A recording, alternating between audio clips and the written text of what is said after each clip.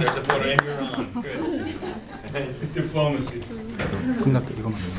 너 시작할 때 이거만. Oh dear. It's like Lincoln. Yeah, So few people there. I'm actually more nervous with few people. All right, does everybody know what a coup d'etat is? Do you know this term coup d'etat? Coup d'etat? Okay. So 2 weeks ago, a coup d'etat, military coup d'etat, took place in the United States without receiving a single comment in the major media. Barack Obama went to West Point Military Academy to give a speech to the cadets first, to the American people second, to the Afghan people third, and to the rest of the world's people fourth, in that order of importance, explaining why he was going to escalate the war in Afghanistan. And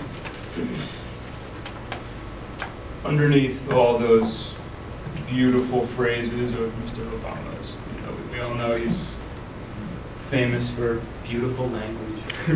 Underneath that language is actually a totally different story that he told us, that everybody seems to have ignored, which is that he has completely surrendered all of his constitutional powers as Commander-in-Chief of the United States Armed Forces, and he has given up civilian control of the military, and that from this point forward, whenever he meets with his Joint Chiefs of Staff in the Situation Room of the White House, he will be taking orders rather than giving them. And so, in effect, the White House has been taken over by the military. And this should be concerning to anybody who claims to care about democracy. But I guess the media doesn't care about democracy, which is why they haven't talked about it. But that's not what this speech is about. The question is, why? Why is America always at war? Why does America insist on fighting wars 7,000 miles away against an enemy who lives in caves? I think the answer is quite simple. It's because war is business. And war is a big business. In fact, it's America's biggest business. It's a $1 trillion a year business. More than $500 billion goes to the Pentagon for its annual budget, and the other $500 billion goes to the costs of running the wars, to supplying the troops, and to the American companies who are contracted to rebuild the countries we destroy.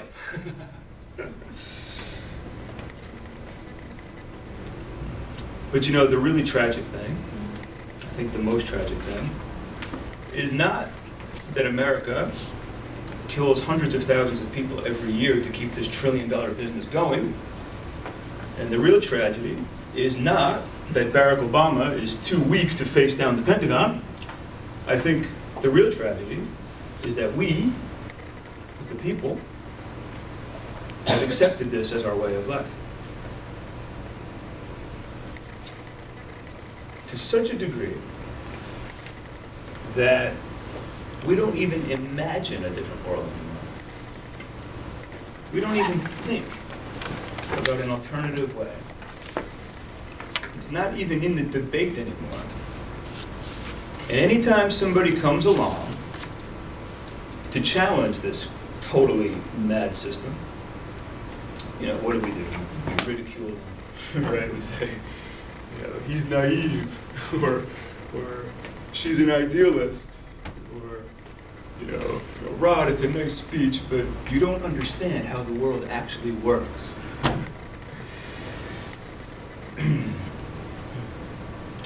And I think that's the real tragedy. So, my message to you tonight is that I believe very firmly that there is only one solution to all of these problems, to the poverty and the violence and the war and the hatred. And I think that solution is a psychological and spiritual revolution. We have to challenge every single thought that comes into our head that justifies the killing of other people. No matter how glorious or beautiful it sounds, the war on terror or this nonsense about democracy and whatnot. There has to be a revolution in values. And ask ourselves, do we value life or do we value profit? And I think at this point, there's nothing in between anymore. I think that's the choice we're faced with. As Albert Einstein said, no problem can be solved from the same level of consciousness that created it. And so the market cannot solve the problems of capitalism. And diplomacy cannot solve the ruthless competition between nations. And the army cannot solve the problem of war. And the next election cannot solve the problem of corruption. And so, no problem can be solved from the same level of consciousness that created it. And so what are you doing to raise your level of consciousness? What are you doing to raise your level of consciousness? What are you doing to raise your level of consciousness? What are you doing to raise your level of consciousness? What are you doing to raise your level of consciousness? I'm sorry, I am never going to stop talking about this. I am never going to stop talking about this. Because, not because I'm right, or because I have some new idea, but because this is the challenge of our times. We are being faced with a major, major spiritual crisis. And all this war, and all this violence, and all this racism are just symptoms of the spiritual crisis. And it's time to respond with wisdom. Thanks for listening.